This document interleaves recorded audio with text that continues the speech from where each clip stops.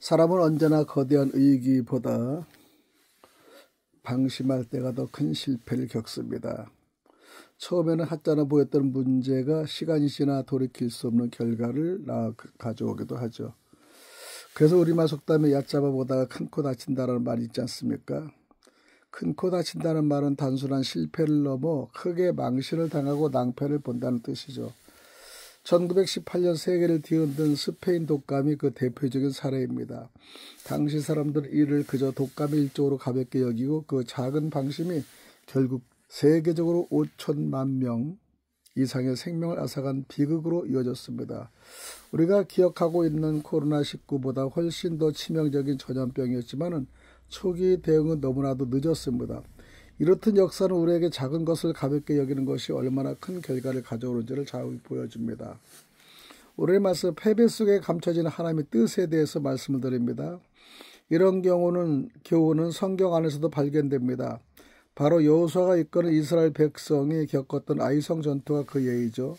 광야를 거쳐 가나안 땅에 들어온 이스라엘 백성은 칼과 창이 아닌 하나님의 특별한 은혜로 난공불락의 여리고성을 7번 도는 것만으로 크고 견고한 여리고성을 무너뜨리며 큰 승리를 맛보았습니다.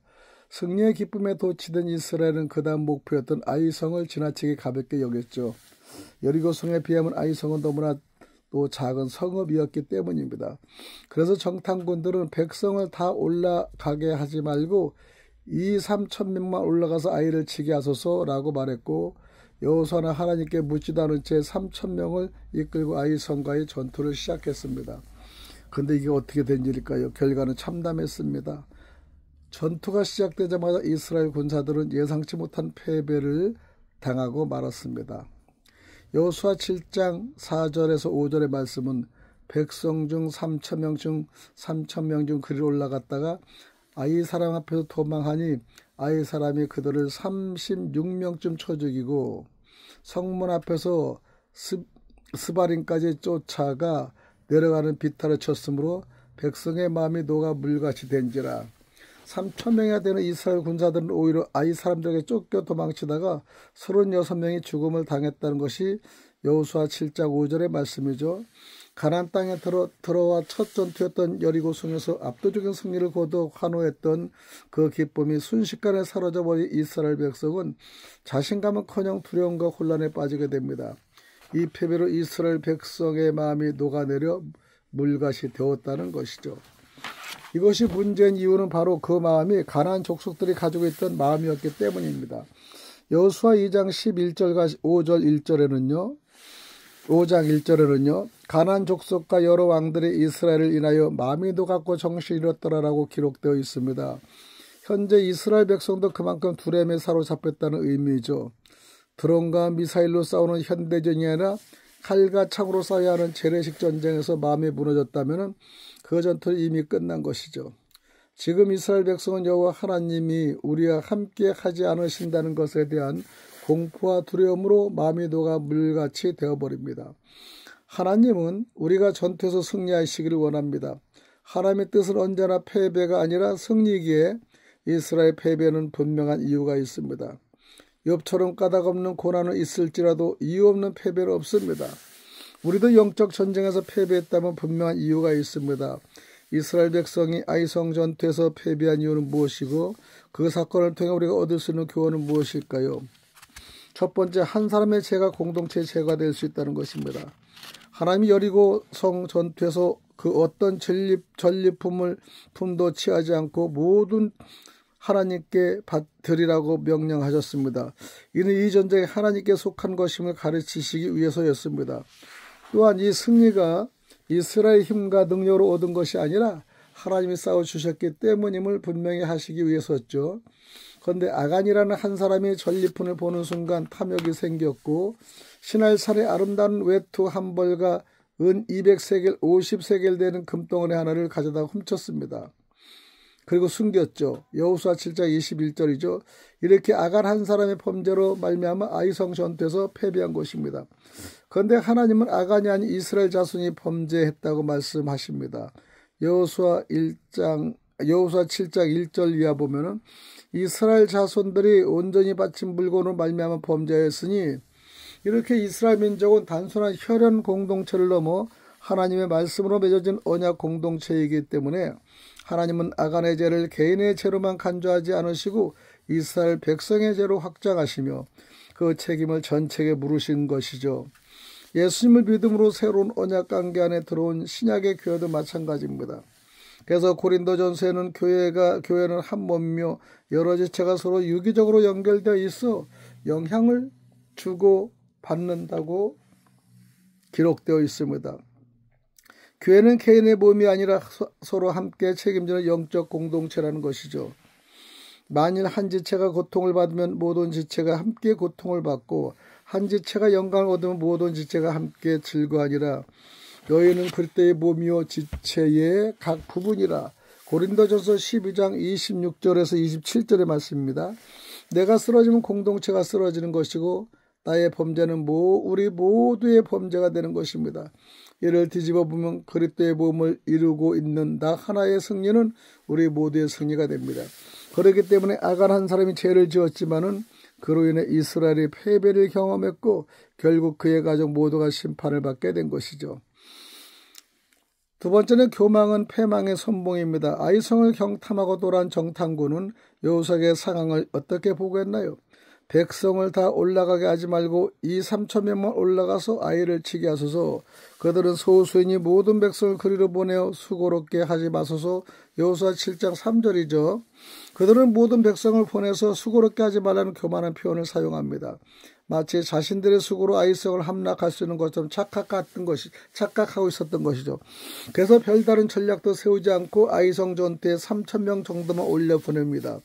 여기서도 심각한 문제가 있었습니다. 하나님께 묻지 않았던 것이죠. 여리고 성을 정복할 때는 철저하게 하나님의 지시와 허락을 받고 움직였는데 이제는 긴장에 풀려서인지 하나님께 묻지 않았던 것이죠. 성경 어디에도 아이성 전투를 앞두고 여호와가 하나님께 묻거나 기도했다는 기록은 없습니다. 여호수아가요. 사람은 무엇인가를 성취하고 남은 기도를 신음 죄를 범하기 쉽습니다. 여호수아 역시 마찬가지였습니다. 그는 하나님께 단 한마디도 묻지 않은 채 곧바로 전쟁을 치렀고 그 결과 처참히 패하고 말았습니다. 교만이 무엇인가요? 바로 하나님을 의지하지 않는 것이죠. 하나님 없이도 그 은혜 없이도 얼마든지 살 수 있고 성공할 수 있다고 생각하는 것입니다. 또한 하나님의 은혜를 입지 않아도 자녀를 잘 양육할 수 있고 좋은 아버지와 어머니가 될 수 있다고 생각하는 것이죠. 언제부터인가 이렇게 교만한 사람들이 더 많아질 것 같습니다. 사람들은 하나님 나라를 대적하고 창조 질서를 거스르면서도 하나님의 심판을 두려워하지 않습니다. 교만은 처음에는 아무 문제 없는 것처럼 느껴지지만 결국 스스로 무너뜨리고 하나님과의 관계도 끊어버리게 됩니다. 다시 골리앗을 쓰러뜨린 것은 돌멩이가 아니라 하나님을 의지하는 믿음이었고요. 반대로 솔로몬이 무너진 이유는 지혜가 부족해서가 아니라 마음이 교만해져 하나님을 떠났기 때문입니다.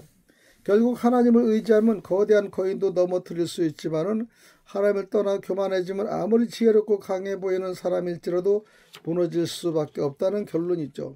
하나님은 교만한 자를 대적하고 겸손한 자에게 은혜를 베푸신다는 것을 우리가 기억해야 합니다. 그래서 잠언에서는 교만은 패망의 선봉이요 거만한 사람은 마음의 앞잡이니라 잠언서 16장 18절에 말씀합니다.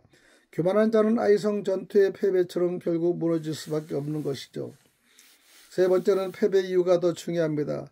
살다 보면 실패할 때가 있고 패배할 때도 있습니다. 하지만 더 중요한 것은 패배 이후에 우리가 어떻게 반응하느냐입니다. 넘어졌다는 사실보다 다시 일어서려는 마음에 그 사람의 인생을 결정짓습니다. 실패는 성공의 어머니라는 말처럼 인생의 실패는 도로 약이 될 수 있기 때문이죠. 일본 도쿄대학교 히타무라 요타로 교수는 성공하는 사람과 그렇지 못한 사람의 가장 큰 차이점은 실패를 다루는 태도에 있다고 합니다. 그렇다면 아이성 전투에서 패배한 여호수아는 어떻게 반응했을까요? 회개와 탄식의 기도를 드립니다. 여호수아는 가장 먼저 하나님께 회개의 기도를 드렸습니다. 여호수아가 옷을 찢고 이스라엘 장로들과 함께 여호와의 궤 앞에서 땅에 엎드려 머리에 티끌을 뒤집어 쓰고 점을 들어있다가 여호수아 7장 6절에 여호수아는 패배 소식을 듣자마자 불평하거나 하나님을 원망하는 대신 자신의 옷을 찢고 이스라엘 장로들과 함께 여호와의 궤 앞에서 나아가 땅에 엎드립니다. 하나님의 음성에 귀 기울인 것입니다. 그리고 머리에 뒷걸을 뒤집어 쓰고 다리에 점을 들어 기도했습니다. 특히 여호수아는 대적들이 아이성 패배의 소식을 듣고 여호와의 이름을 능욕할까 염려하여 탄식 가운데 기도했습니다. 주의 크신 이름을 위하여 어떻게 하시려 하나이까? 여호수아 7장 9절입니다. 지금까지는 하나님이 우리와 함께 하셨기에 가나안 왕들과 원주민들이 두려워 떨었지만 이제는 더 이상 하나님이 함께 하시면 그들이 우리를 두려워하지도 않고 오히려 대적할 것이라는 탄식의 기도를 드린 것이죠. 여호수아는 전쟁에서 패한 사실보다 하나님과의 통행이 끊어진 상태를 더 큰 의기로 느끼며 다시 하나님의 은혜를 구하기 시작합니다. 죄를 단절하는 된자랍니다. 여호수아가 장로들과 함께 회개와 탄식의 기도를 드리자 하나님은 아이성 전투에서 패배한 이유를 알려주십니다. 이스라엘이 범죄하여 내가 그들에게 명령한 나의 언약을 어겼으며 또한 그들이 온전히 바친 물건을 가져가고 도둑질하며 속이고 그것을 그들의 물건들 가운데 두었느니라. 여호수아 7장 11절에 말씀하십니다. 아이성 전투는 단순한 전술 실패가 아니었습니다. 이스라엘이 하나님이 명령하신 언약을 어기고 온전히 하나님께 드려야 할 전리품을 도둑질하여 숨겨두었기 때문이죠. 그런데 하나님이 이처럼 패배의 원인뿐만 아니라 승리할 수 있는 방법 또한 가르쳐 주십니다. 너는 일어나서 백성을 거룩하게 하여 이르기를 너희는 내일을 위하여 스스로 거룩하게 하라. 이스라엘 하나님 여호와의 말씀에 이스라엘아 너희 가운데 온전히 바친 물건이 있나니 너희가 그 온전히 바친 물건을 너희 가운데 제하기까지는 내 원수들 앞에 능히 맞서지 못하리라. 여호수아 7장 13절입니다. 아간이 하나님 명령을 숨기고 숨긴 그 물건들을 너희 가운데서 제하여 스스로 거룩하게 하라는 것이죠. 그래서 범죄자인 아간을 색출하여 그와 그에게 독한 모든 것을 악을 골짜기로 끌고 가 돌로 치고 불에 태운 다음 그 위에 돌더미를 쌓았습니다. 여호수아는 공동체의 거룩을 위해 단호하게 그 죄를 끊어내고 청산했습니다. 우리도 이처럼 인간적인 청이나 아픔, 심지어 손해를 감수하더라도 단호하게 죄를 끊어내야 합니다. 죄는 방치하면 사라지는 것이 아니라 점점 자라나서 결국 자신과 공동체를 무너뜨리게 됩니다. 하나님은 죄를 덮어두는 것보다 드러내어 끊어내는 것을 더 은혜로 큰 은혜로 보십니다. 거룩함을 잃으면 능력을 잃고 능력을 잃으면 사명까지 잃게 됩니다. 그래서 진정한 회복은 더 나은 전략이 아니라 하나님 앞에서 회개와 정결함으로부터 시작됩니다. 아간의 사건은 우리에게 죄를 가볍게 여기면 패배가 오고 죄를 끊어낼 때 비로소 승리가 회복되는 분명한 교훈을 남겨줍니다. 그럼에도 불구하고 일어설 수 있는 이유는 무엇일까요? 회개의 기도와 단죄 이후에 하나님은 여호수아에게 일어나 아이로 올라가라 8장 1절에 말씀하십니다. 아이성의 패배로 낙심하고 탄식하여 엎드려 있던 여호수아에게 다시 일어나라고 명하신 겁니다. 하나님은 넘어지고 낙심한 자를 다시 일으켜 세우시는 분이시죠. 그러므로 우리도 하나님의 손을 잡고 다시 일어서야 합니다. 그러나 하나님의 말씀과는 달리 많은 사람이 다시 일어서지 못하고 주저앉아 있습니다. 왜 그럴까요? 실패로 인한 아픔과 상처의 트라우마에서 벗어나지 못하고 계속 그것을 묵상하기 때문이죠. 또한 넘어지고 실패한 사실을 근거로 끊임없이 부정적인 추측을 하기 때문입니다. 그리스도의 초자연적 회복력의 저자 존 엘드리지는 세계에서 우리의 정신적인 회복력을 방해하는 것 중에 하나가 추측이라고 합니다. 예를 들어 누군가에게 메시지를 보내는데 상대방이 확인을 하고도 답장을 하지 않으면 우리는 다양한 추측을 하기 시작합니다. 왜 내 메시지에 답장을 안 하지? 나한테 화가 났나? 내가 뭐 잘못했나? 이제 나와 관계를 끊으려나 등 끝없는 추측에 빠집니다. 하나님의 관계도 마찬가지입니다. 우리는 실패하고 넘어지면 끊임없이 그것을 묵상하며 부정적인 추측을 하기 시작합니다. 여호수아 역시 아이성 전투의 패배를 묵상하며 부정적인 추측을 하고 있었습니다. 가난한 사람과 이 땅의 모든 사람이 아이성 전투에서 패배했다는 소식을 듣게 되면 그들이 우리를 전멸할 것이라는 염려를 한 것이죠. 이런 여호수아에게 하나님은 어째 이렇게 엎드려느냐 라고 여호수아 7장 10절에 말씀하시면서 더 이상 패배를 묵상하지도 그것을 근거로 부정적인 추측을 하며 엎드려 있지도 말라는 것이죠. 하나님의 자녀는 우리가 실패하고 넘어질 수 있습니다. 그로 인한 아픔과 상처가 너무 커서 트라우마를 겪기도 하고 주저앉아 있을 수도 있습니다. 그러나 우리는 다시 일어서야 합니다. 실패와 아픔, 상처를 묵상하지 말고 다시 일어서야 됩니다. 또한 우리는 하나님의 약속의 말씀 붙들고 일어서야 합니다. 나의 힘과 능력만을 의지해 일어서려 한다면 우리는 또다시 넘어지고 주저앉을 수밖에 없습니다. 하나님이 여호수아에게 그냥 일어서라고 하지 않으시고 말씀을 주셨습니다. 그 말씀은 무엇일까요? 두려워하지 말고 놀라지 말라. 두려워하지 말라, 놀라지 말라, 군사를 다 거느리고 일어나 아이로 올라가라. 여호수아 8장 1절의 말씀대로 여호수아는 아이성 전투에서 패배한 이후 이 땅의 모든 사람이 자신들을 에워싸고 죽일 것이라는 두려움에 사로잡혀 있었습니다. 그러나 두려움에 사로잡힌 사람은 전쟁을 할 수도 다시 일어설 수도 없는 것이죠. 그래서 하나님은 여호수아에게 두려워하지 말라, 놀라지 말라 라는 말씀으로 내가 너와 함께 하겠다 약속을 하셨습니다.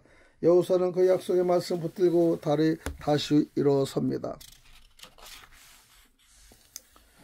다 내 손에 넘기겠다. 내가 아이왕과 그의 백성과 그의 성읍과 그의 땅을 다 내 손에 넘겨주었으니 여호수아 8장 1절이죠. 다 내 손에 넘겨주겠다는 이 말씀은 이제 다시 일어나 나아가기만 하면 하나님이 앞서 나아가 싸워주시겠다는 의미죠. 하나님은 넘겨줄 것이라는 미래형이 아니라 이미 내 손에 넘겨주었으니라고 확정합니다. 그러기 더 분명한 승리의 말씀이 어디 있을까요? 여호수아는 이 확실한 약속의 말씀 붙들고 실패의 자리에서 다시 일어나 아이성 전투에서 승리합니다. 혹시 영적 전쟁에, 신앙생활에, 결혼생활에 실패하셨나요? 아니면 취업이나 사업에 실패하셨나요? 누구나 실패할 수는 있습니다. 그러나 실패는 종착역이 아니라 과정일 뿐입니다. 한 번의 실패가 영원한 실패가 될 수는 없습니다. 실패가 끝이라면 모세의 인생은 애굽에서 사람을 죽였을 때 이미 끝났을 것입니다. 베드로의 인생도 예수를 모른다고 3번 부인했을 때 끝났을 것입니다. 그러나 하나님은 우리가 실패했다고 해서 버리거나 포기하지 않으십니다. 실패를 근거로 포기하고 주저앉는 것은 마귀가 원하는 일이죠. 그러니 우리는 실패를 묵상하거나 그것을 근거로 부정적인 추측을 하지 말고 약속의 말씀 붙들고 실패의 자리에서 당당히 다시 일어서야 합니다. 말레이시아 영성 수레에 참여했던 한 선교사가 들려온 이야기인데요. 그의 아버지는 믿지 않는 가정에서 자라 늦은 나이에 하나님을 만나 목회자가 됩니다. 하루는 비신자와 교제 중인 교회 자매에게 믿지 않는 자와 멍에를 매지 말라는 말씀에 권면을 했는데 그 자매와 사귀던 남자가 앙심을 품고 새벽 기도를 마치고 나오는 목사님과 사모님을 살해했습니다. 그때 고등학교 3학년이었던 동생은 중학교 3학년이었던 것이죠. 그 어린 나이에 부모님이 한날 모두 세상을 떠나는데 얼마나 오랜 시간 눈물을 흘리며 깊은 아픔과 상처를 품고 살았을까요? 하나님 이러실 수 있습니까? 하나님 정말 살아계십니까? 살아계신다면 왜 부모님을 지켜주지 않으셨습니까? 하며 얼마든지 원망하며 하나님을 저버릴 수도 있지 않을까요? 그런데 놀랍게도 그의 형은 목회자가 되었고 자신과 동생은 선교사가 되어 부모님이 가신 그 길을 따라가고 있는 것이죠. 세 아들은 아픔과 상처만 묵상하지 않았습니다. 트라우마에 갇혀 있지도 않았고 부정적인 추측만 하며 시간을 보내지도 않았습니다. 대신 예수님의 이름으로 다시 일어섰습니다. 그렇게 세 아들은 복음을 위해 살아가는 하나님의 대사가 되었던 것이죠. 우리는 눈앞에 상하게 매몰되어 우리를 일으켜 세우시는 하나님을 보지 못할 때가 많습니다. 하지만 실패와 좌절의 자리에서 일어서기를 하나님보다 더 간절히 원하시는 분은 없을 것입니다.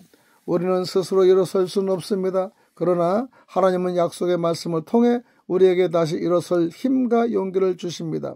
건히 하나님께 이렇게 기도하시기 바랍니다. 하나님, 제가 이 아픔과 실패의 자리를 털고 다시 일어설 수 있는 힘을 주옵소서.